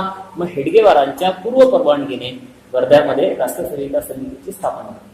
तुम्ही याच्यामध्ये एक संगती जर पाहिली तर असं दिसतं की आधुनिक स्त्रीचा जो जन्म होतो आहे या संपूर्ण राष्ट्रीय चळवळीच्या पार्श्वभूमीवर, ती अशी स्त्री आहे जी वरपांगी अर्थाने आधुनिक असेल पण आंतरिक अर्थाने ती पितृसत्ताक धारणा, पितृसत्ताक मूल्य, कुटुंब, धर्म याची ती वाहक असेल. आणि याची हमी, याची खातरजमा ही सुधारणावाद्यांनी ब्रिटिशांना, स्त्री सुधारणांचं क्षेत्र तुमचं क्षेत्र नाही असं जे निगोशिएशन झाले 19व्या शतकामध्ये, यांनी जे उल्लेख केला स्त्री शिक्षणाचा संघर्ष माझ्या एका पुस्तिकेचा, त्याच्यामध्ये मी खूप दाखले दिले की स्त्रियांना शिक्षण देत असताना तिने तिची होम मेकिंग, गृहिणी म्हणूनची जबाबदारी जी आहे ती जबाबदारी तिने टाळता कामा नये, ती जबाबदारी सोडून देता कामा नये. हे म्हणजे ते कर्वे तर नंतर अगदी ते जे दर्पणकार जे आहेत विष्णू तिथपासून दादाबाई नवरेंपासून ते असे खूप मोठी साखळी आहे की जे असं निगोशिएट करतायत की स्त्रियांना तर तुम्ही शिक्षण द्या. भांडारकर हे पहिल्या मुलींच्या शाळेचे उद्घाटनपर भाषण भांडारकरांचं उपलब्ध आहे. भांडारकर जे होते फॉर्म आहे पुण्यातले, त्या भाषणामध्ये सुद्धा त्यांनी हे मांडलं. पंडित रमाबाईंचं सुद्धा लेखन याच्या जस्टिस रानडे जे होते त्यांची बायको आहे रमाबाई रानडे, त्यांचं पण लेखन असं तुम्ही जर सगळं वाचलं तर इतकं लक्षात की नवी जी स्त्री उदयाला यायची होती ती स्त्री हा राष्ट्रवादाला जो धार्मिक आधार मिळत होता, प्राचीन सगळा जो संदर्भ मिळत होता, त्या चौकटीमध्ये या स्त्रीला बसवलं जात होतं. आणि मग आधुनिक स्त्री ही जुन्या पितृसत्ताक आणि हिंदू आर्य अशा संस्कृतीला छेद न देणारी पण वरपांगी अर्थाने आधुनिकतेचा स्वीकार देणारी अशी घडेल यासाठीचा सगळा झगडा हा 19व्या शतकामध्ये झाला. आणि याच्यामध्ये हे जे फुले वगैरे हे पेरियार साऊथ मध्ये होते, फुले इथे होते, यांची जी भूमिका होती ही भूमिका मागे पडली. आणि ही भूमिका पुढे आली की स्त्रिया शिकल्या पाहिजे पण कुटुंबासाठी मातृत्व असलं पाहिजे पण ते सुमातृत्व असलं पाहिजे. म्हणजे सुमातृत्व ही आधुनिक घटक आहे आणि तिचा संबंध राष्ट्रवादाशी आहे. दादरच्या एका भगिनी मंडळामध्ये सावरकरांनी भाषण दिलं. ते असं म्हणाले की सुदृढ स्त्रियांनी संतती नियमन करता कामा नये, कारण त्यांनी सुदृढ अशी बालकांची निर्मिती केली पाहिजे. आणि ते कशासाठी तर राष्ट्राला नेतृत्व देणारे पुरुष निर्माण केले पाहिजे स्त्रियांनी. त्यामुळे राष्ट्रवादाशी स्त्री प्रश्न हा जोडला या सावरकर वगैरे या सगळ्यांनी. आणि मग ही भूमिका आहे, ही भूमिका ही डॉमिनंट भूमिका राहील. मला फार म्हणजे घृणा येते जेव्हा मी मोदींची जाहिरात पाहतो पेट्रोल पंपावरती की 2 करोड महिलाओं को दिया आत्मसन्मान. आणि एक बाई असते, त्या तिथे मोदी बाई असे 2 फोटो असतात. ते बाई म्हणजे कुटुंब आहे, ते किचन मध्ये आहे, धुळीत आहे आणि तिला सिलेंडर ची सबसिडी मोदींनी माफ केली आहे. आणि हे माफ करण्यासाठी तुमच्यासारख्या मध्यमवर्गीय जर असाल तुम्ही, तर तुम्हाला आवाहन केलेलं आहे की तुम्ही जर माफ केलं तर त्या बाईचं सिलेंडर मिळणार आहे, तिचा गॅस पेटणार आहे.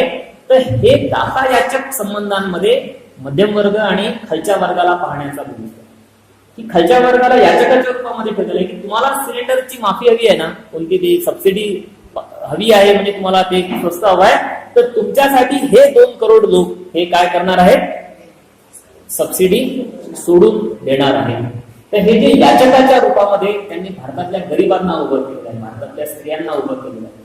आणि याची लार्जर ब्रॉड जी फ्रेमवर्क आहे ती नॅशनलिझमची, की तुम्हाला राष्ट्रासाठी ते समर्पण करण्याचं एक आव्हान आहे. आता तुम्ही तेलांचा जर पॉलिटिकल इकॉनॉमी पाहिली, त्याच्यामधलं शोषण पाहिलं, धडकणूक पाहिली, अमेरिकेचं जे सगळं जे पाहिलं, तर हा मुद्दा किती गैरलागू आहे की तुम्ही काय तरी 2 कोटी स्त्रियांच्या 150 रुपयाची माफी, ते तर एकाने आरटीआय मध्ये माहिती काढली की टोटल माफीपेक्षा जाहिरातींवरचा खर्च जास्त आहे. पण भारतीय स्त्रियांना गृहिणीच्या रूपामध्ये आज स्टेट तुम्हाला थेट जाहिरातींमधून, कुठल्याही पेट्रोल पंपावर ही जाहिरात नाही बघा, इंटरनेटवर बघा, हे स्टेट करताय की तिला गृहिणी म्हणून तिला प्रोजेक्ट करताय. याचे रूट्स हे भारतीय राष्ट्रवादाच्या जडणघडणीमध्ये ह्या सगळ्या पंडित ईश्वरचंद्र विद्यासागर ते काय, रानडे ते काय, विवेकानंद ते केळकर, हे जे यांनी जे ज्या प्रकारचं अस्तित्व आकाराला आणलेलं होतं की एक आर्य हिंदू पितृसत्तेची राखण करणारी, तिचा पुरस्कार करणारी, परंतु आधुनिक पेहराव असलेली, आधुनिक संपूर्ण वेशभूषा असलेली, केशभूषा असलेली ती स्त्री आहे. मागच्या वर्षीच्या दिवाळी अंक तरुण भारतचा होता, तुम्ही जरूर बघा, त्या मिळवा. त्याच्या मुखपृष्ठावरती एक बाई होती की जिने जीन्स पॅन्ट घातलेली आहे आणि वरतून पदर आहे आणि नथ आहे वगैरे वगैरे, म्हणजे ती कमरेच्या वरती ती जी आहे ती पारंपरिक स्त्री आहे आणि कमरेच्या खाली जी आहे ती जीन्स पॅन्ट आहे. तर हे जे हायब्रिड जी आहे, भारतीय आदर्श स्त्रीचं आधुनिक आणि प्राचीन रूपाचा संगम त्यांना जो हवा आहे, त्याचा अर्थ असा आहे की पितृसत्तेला नकार न देता त्यांना आधुनिक स्त्रीची घडवणूक त्यांना करायची होती. आणि याच्यामध्ये आता मोठ्या प्रमाणावरती त्यांना यश आलेलं आहे असं आपल्याला दिसतं. याच्यामध्ये भीती म्हणजे याच्यामध्ये द्वैत असं आहे की तुम्ही वरपांगी अर्थाने आधुनिक असाल, पण आंतरिक अर्थाने तुम्ही पितृसत्ता असाल. तुम्ही जीन्स पॅन्ट घालणार, टी शर्ट घालणार, केस कापणार, आणखी काय करायचं ते करणार, परंतु तुमचा जो जी जाणीव आहे, तुमचं वर्तन जे आहे, तुमचं जे संपूर्ण जे आहे ते सगळं पितृसत्तेला पोषक असं असेल. आणि 19व्या शतकामध्ये हे खूप वेळा मांडलं गेलं की सुशिक्षित स्त्री जी आहे, ती सुशिक्षित स्त्री चांगल्या प्रकारची गृहिणी बनू शकते. हे 20व्या शतकातल्या स्टेटने उचललं, जेव्हा भिंती रंगवल्या होत्या आम्ही लहान असताना, की शिकलेली आई पुढे काय, तुम्ही ग्रामीण भागात राहिलेले, घरादाराला पुढे नेई. आई शिकलेली कशासाठी करायची, घर पुढे नेण्यासाठी आईचं शिक्षण हवं आहे. तर ही जी पराधीनता आणि स्त्रियांचा जी ठेवलेली आहे कुटुंबाशी, तिचं जखडलेपण जे आहे आणि कुटुंबाच्या हितासाठी, संवर्धनासाठी तिचं शिक्षण, तिचं जगणं, तिचं ही जे द्वैत आहे संपूर्ण स्त्रियांच्या जीवनामध्ये, याचा संबंध हा संपूर्ण राष्ट्रवादाच्या संदर्भात जी चर्चा स्त्री प्रश्नाची झाली त्याच्यामध्ये आपल्याला पाहायला मिळते. तर मी ते थांबतो, थोडंसं विस्कळीत, कारण हा विषय खूप मोठा आणि त्याला काही एक तुम्ही फक्त पण त्यावर ईश्वरचंद्र विद्यासागर आणि स्त्री प्रश्न घ्यायचा तो 1 तासाचा सगळ्यात मुद्दा बनतो की त्यांनी विवाहाचं खंडन कसं केलं, त्याच्यात काय प्रॉब्लेम, काय पॉलिटिक्स होतं, ते थोडासा मोठा विषय आहे. हाच विषय 2 दिवसांच्या चर्चेचा असू शकतो. तर मी ते थांबतो. काही प्रश्न किंवा तुम्हाला काही बोलायचं असेल तर तुम्ही बोलू शकता. खूप खूप धन्यवाद सर. काही प्रश्न असतील किंवा काही मत मांडायचे असेल तर आपण नक्कीच मांडू शकता.